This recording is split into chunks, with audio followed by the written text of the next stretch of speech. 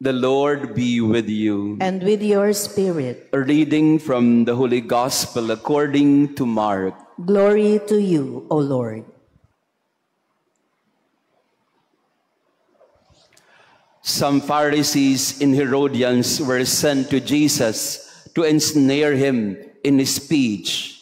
They came and said to him, "Teacher, we know that you are a truthful man and that you are not concerned with anyone's opinion.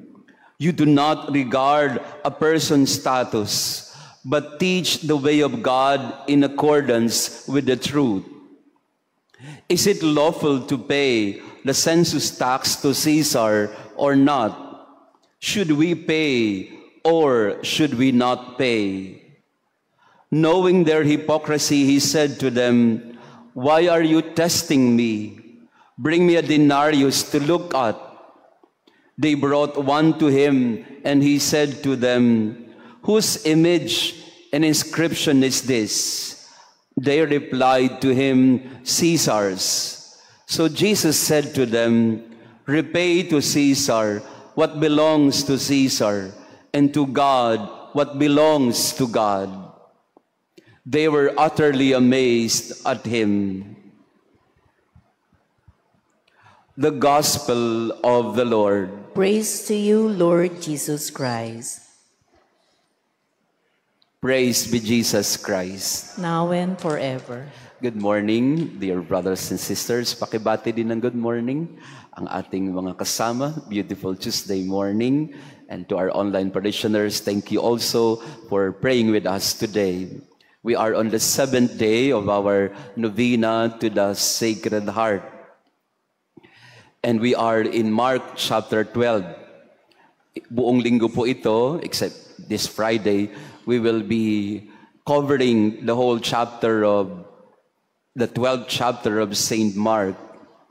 As I have told you, the 12th chapter is after the triumphant entry to Jerusalem and before the arrest in chapter 13. So chapter 11, pumasok ng Jerusalem si Jesus. Chapter 13, huhulihin siya.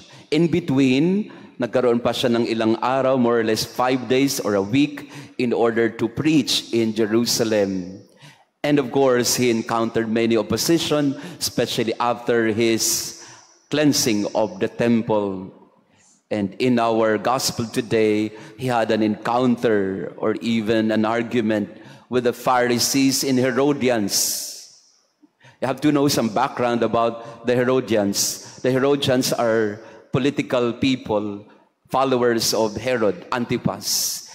At sila yung chapter 3 pa lang in the Gospel of Mark. If you go back to Mark chapter 3, pangatlong chapter pa lang, they were already plotting to kill Jesus. After Jesus healed the man with the withered hand during the Sabbath, nag-usap na itong dalawang ito, grupo ng mga Pariseo, ng mga Herodians, at they conspired already as early as chapter 3 to kill Jesus. Alam ni Jesus yun, kaya nga nakikita niyo yung hypocrisy of these people. Kasi alam niya kung anong balak nila noon pa man. Add to that is the fact that the Pharisees and the Herodians, they had nothing to do with each other. Magkaawa yan politically. The Pharisees are, of course, Jewish leaders, religious leaders. They hated Rome. Ayaw nila ng pananakop ng mga Romano. Herodians, on the other hand, is the political party of Herod, and they were conniving and collaborating with Rome. Kaya nung nakita ni Jesus ang dalawang grupo na ito na nagsanib-puwersa, alam na niya kung ano ang balak nila. He saw through them. He saw through the duplicity and the deception of the Herodians and the Pharisees. They wanted to get him. At ngayon nga, mas madali. In Mark chapter 3, nasa Galilee pa si Jesus noon in the Galilean region. E ngayon, nasa Jerusalem na siya, in the seat of power. Kaya lumapit ulit ang mga grupong ito to test him. Not really to have a conversation with him. Iba naman kasi yung talagang seryosong nagtatanong at iba naman yung nagtatanong para ilagay ka sa alanganin. The young man in Mark chapter 10, I would say that he was very sincere when he asked Jesus about how to inherit eternal life. There was this innocence in him. Pero itong mga Pariseo at mga Herodians, iba yung balak nila. They posed to Jesus an either-or situation. Na pag sumagot si Jesus ng isa, huli agad siya. Pag sinabi niya na hindi dapat magbayad ng buwis, tapos siya sa mga Herodians. He will be reported to Caesar and to Rome. He will be arrested right there and then. Pag sinabi naman niya na pag sinabi niyang magbayad sa mga Romano, ang gagawin naman ng mga Pariseo, ilalaban naman siya sa mga Hudyo na sinasabi, traidor yan, tingnan nyo, we pay tribute to Caesar. Yan. So, walang lulusutan si Jesus eh. He has nowhere to go because he was being tested. No, not just tested, but being entrapped, ensnared, hinuhuli sa bibig para siya ay masentensyahan agad-agad. That's the first point that we can reflect in the gospel today. Sometimes we are not really sincere and honest in our conversations with one another. At yun pa yung pretense no. Kaya siguro napapailing si Jesus kasi ano po yung opening statement ng mga Herodians and mga Pariseo? Teacher, we know you are a truthful man. Binola pa siya, no? You're a truthful man. You're not concerned with anyone's opinion. But tell us, dapat ba magbayad ng buwis o hindi? Yun, tinago pa yung kanilang balak doon sa platitudes. A lot of times in our relationship with one another, we have the tendency to do just that. Platitudes. Duplicity in front of people and we say, okay ka, galing mo. You're a very honest, truthful man, galing mo. O yung pala, hinuhuli ka lang niya. Kasi ilalagay ka niya sa alanganin. Not very sincere and honest.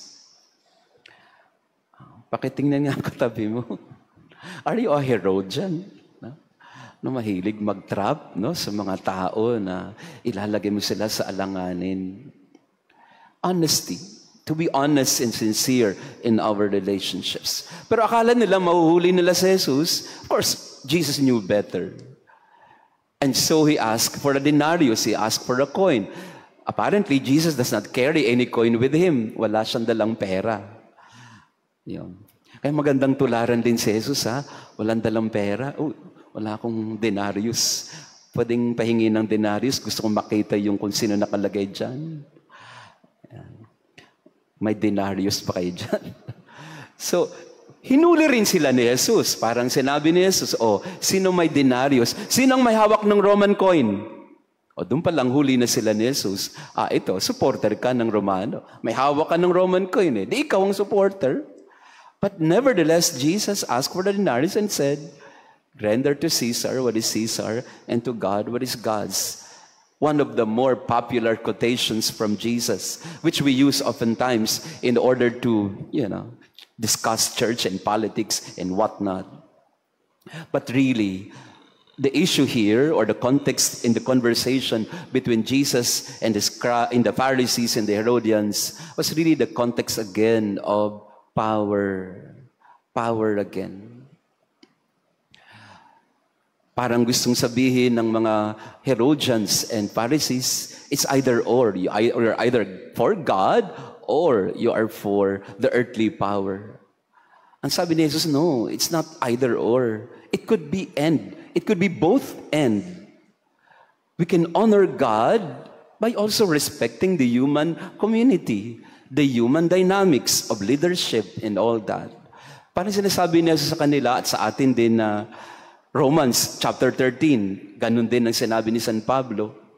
Give what is due to the civil authorities. Respect the laws of your country. You don't have to be subversive or you don't have to be seditious in your actions. Respect the human community and the dynamics of leadership in the community. But always see to it that you know what is the bigger context of our human communities.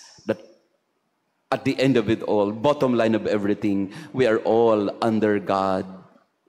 Yes, respect the human leaders, but also never forget that our total and absolute allegiance goes to God. And that brings us to the first reading, and let me end with it. Sabi ng second letter of Peter, prepare for the new heavens and the new earth.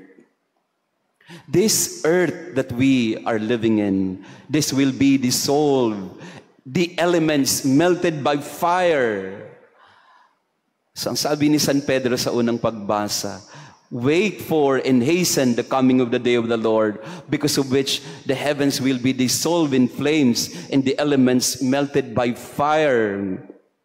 And according to His promise, we await new heavens and a new earth in which righteousness dwells.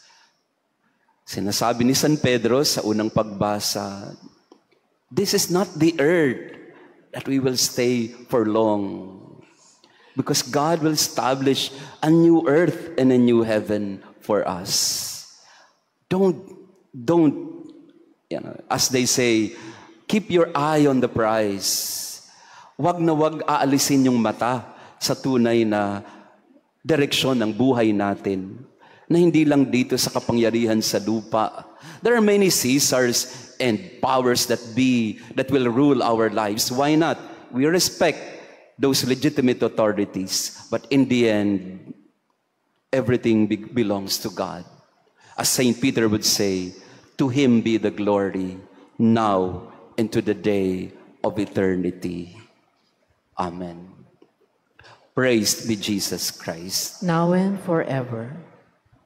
Let us pray.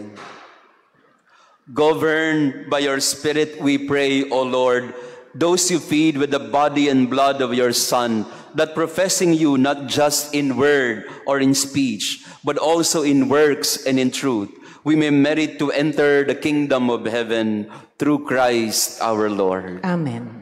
Sa Friday po ay Feast Day of the Sacred Heart. I invite you, let us celebrate together the most Sacred Heart of Jesus, the compassion and mercy of the heart of Jesus. The Lord be with you. And with your spirit. And may our loving God bless you and your family, the Father, the Son, and the Holy Spirit. Amen. Our Mass has been offered. Go in peace to love and serve the Lord. Thanks be to God.